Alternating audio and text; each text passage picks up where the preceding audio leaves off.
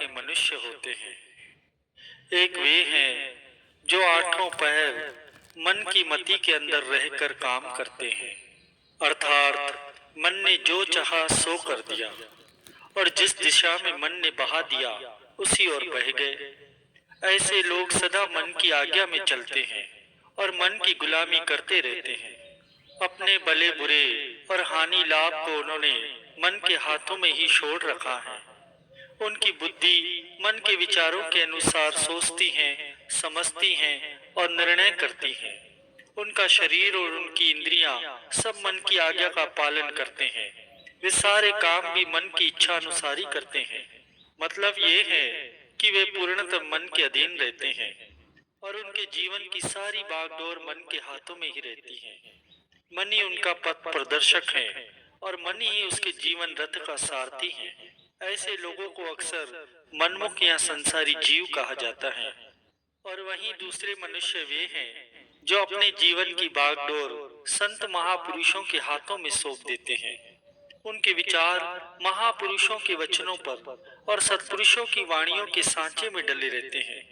उनकी बुद्धि महापुरुषों के वचनों के अनुसार सोचती है, समझती है और निर्णय करती है।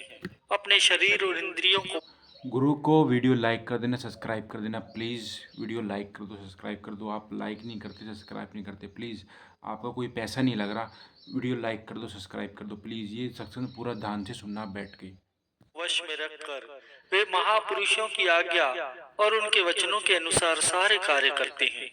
अन्य शब्दों में संत महापुरुषों की मौज अनुसार अपना जीवन बनाना ही उन लोगों का मुख्य लक्ष्य हुआ करता है।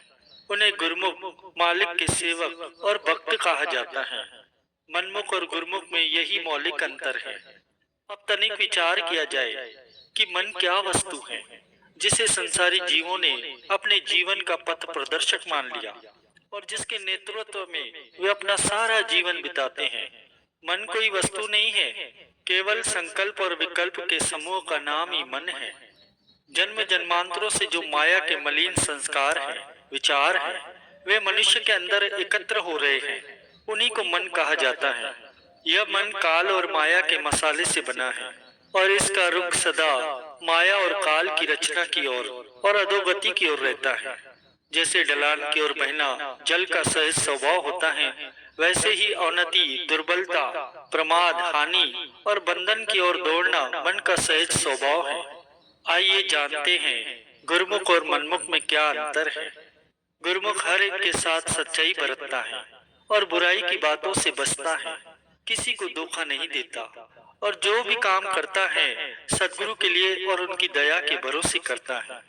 और वही मनमुख चतुराई और कपट से बरतता है, अपने मतलब के लिए औरों को धोखा देता है और अपनी बुद्धि और चतुराई का भरोसा रखता है और अपने आप को प्रकट करना चाहता है। गुरुमुख मन और इंद्रियों को रोकता है। गुरु को जय श्री दयानंद। सभी को मेरी तरफ से वीडियो लाइक कर देना, सब्सक्राइब कर देना प्लीज़। और अपने मन से दयालु रहता है, तान के वचन को सुनता है और नसीहत को प्यार से सुनता है, अपनी बड़ाई नहीं चाहता। मनमुख इंद्रियों का मर्दन पसंद नहीं करता और किसी से दबना या उनका हुक्म मानना नहीं चाहता। दूसरे की बड़ाई उससे बर्दाश्त नहीं होती। गुरुमुख किसी पर जबरदस्ती नहीं करता और सबकी खातिरदारी और सेवा करने के लिए सदैव तत्पर रहता है। औरों का उपकार करना चाहता है और अपनी पूजा और प्रतिष्ठा की चाहना नहीं रखता। सद्गुरु की याद और उनके श्री चरणों में लवलीन रहता है। मनमुख औरों पर हुक्म चलाता है और उनकी सेवा लेता है, अपना मान चाहता है और बिना अपने कुछ मतलब के औरों से प्रीति नहीं करता। खुशी से अपनी पूजा और प्रतिष्ठा करवाता है और चरणों में लवलीन नहीं रहता। गुरुमुख गरीबी और दीनता नहीं छोड़ता। जब कोई उसकी निंदा करे या निरादर करे, अपमान करे, तो वह दुखी नहीं होता, बल्कि उसमें अपने लिए भलाई समझता है। मनमुख निंदा और अपमान से डरता है, अपना निरादर खुशी से नहीं सहता और साथ में बड़ाई चाहता है। गुरुमुख सेवा में आलस्य नहीं करता और कभी खाली नहीं बैठता। मनमुख तन का आराम चाहता है और सेवा में सुस्ती करता है।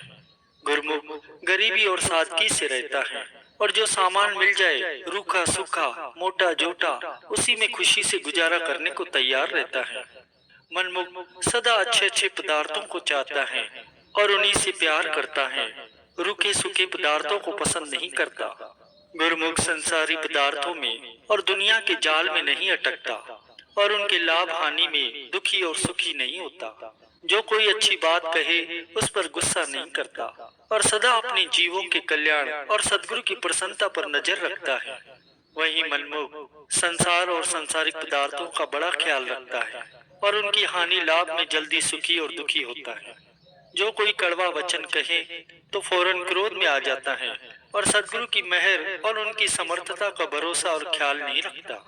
गुरुमुख हर बात में सफाई और सच्चाई रखता है और चित्त से उदार रहता है, औरों से सलूक करता है और औरों का फायदा चाहता है। थोड़े में संतोष रखता है, दूसरों से लेने की चाहना नहीं रखता।